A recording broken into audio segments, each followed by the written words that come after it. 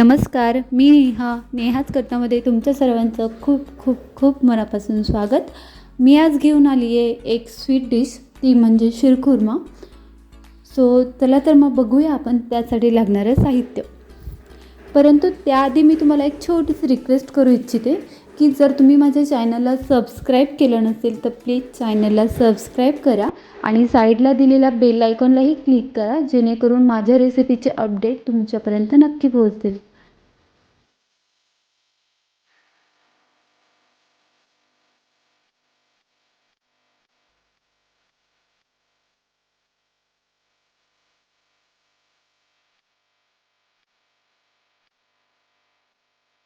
शिरखुर्मा बनवण्यासाठी लागणार आहे शेवया, जे तुम्हाला मार्केटमध्ये किराणा दुकानात सहज अवेलेबल होतील, अगदी 21 रुपीजमध्ये. त्यानंतर अर्धा वाटी साखर, तूप, साय, मनुके, पिस्ता, बदाम, काजू, चारोळ्या, खजूर आणि अक्रोड. या ठिकाणी मी शेवया आहेत पॉकेटमधल्या, त्या बारीक हाताने चुरून घेतलेल्या आहेत. त्यानंतर सर्वात पहिल्यांदा आपल्याला ड्रायफ्रूट्स आहेत ते तुपामध्ये छान असे फ्राय करून घ्यायचे आहेत, परतून घ्यायचे आहेत.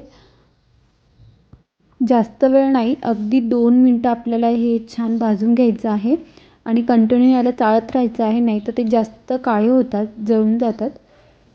छान असा मस्त गोल्डन कलर येऊस्तर, गोल्डन ब्राऊन कलर येऊस्तर याला छान चाळत राहायचं आहे. या ठिकाणी ड्रायफ्रूट्सला छान गोल्डन ब्राऊन कलर आलेला आहे आणि मी ते आता एका बाउलमध्ये काढून घेते.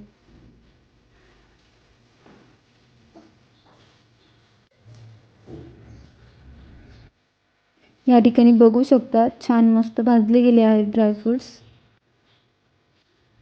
त्यानंतर आपल्याला शेवया भाजून घ्यायच्या आहेत, त्यासाठी मी पॅनमध्ये तूप घेतलं आहे. आता शेवया छान मस्त भाजून घेऊयात. जास्त वेळ नाही, अगदी 2-3 मिनटं आपल्याला या शेवया तुपामध्ये छान परतून घ्यायच्या आहेत, भाजून घ्यायच्या आहेत.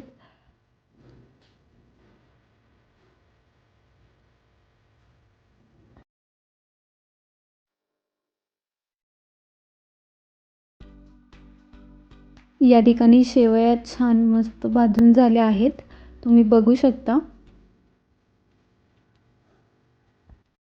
त्यानंतर मी दुधावरची साय एका वाटीत काढून घेतलेली होती, ती आता छान फेटून मस्त त्याची पेस्ट करून घेते.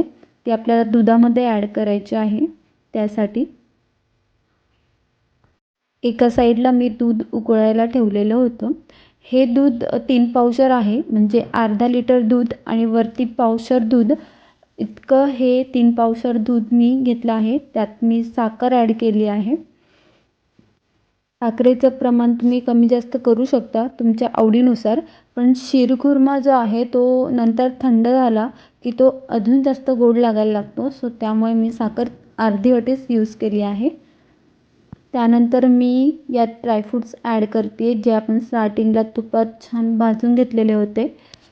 ते मी यात मिक्स करते आणि मनुके आहेत ते रोस्ट करायचे राहून गेले, भाजायचे राहून गेले. मी हे नंतर ॲड केले आहेत.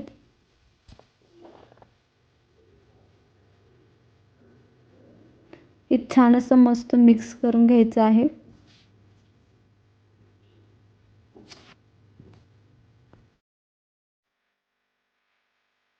त्यानंतर तुपात भाजलेल्या शेवया मी यात ॲड करते आहे.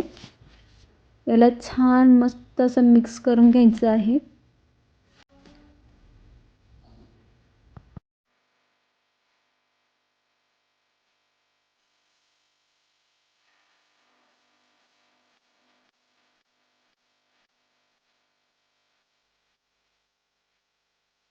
त्यानंतर दुधावरची साय होती, त्याची पेस्ट केलेली होती मी, ती मी यात ॲड केली आहे.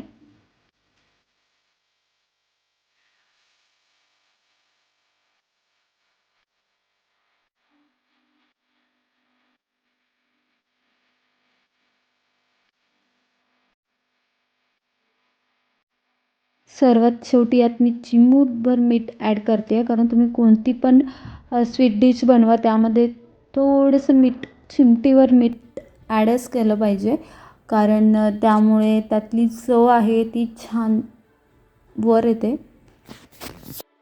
साधारण 10 मिनटं तरी हे दूध छान आपल्याला मीडियम गॅसवर उकळू द्यायचं आहे. त्यानंतर आपली ही शीरखुर्माची रेसिपी रेडी होऊन जाते. खूप छान शीरखुर्मा बनतो, तुम्ही नक्की ट्राय करून बघा.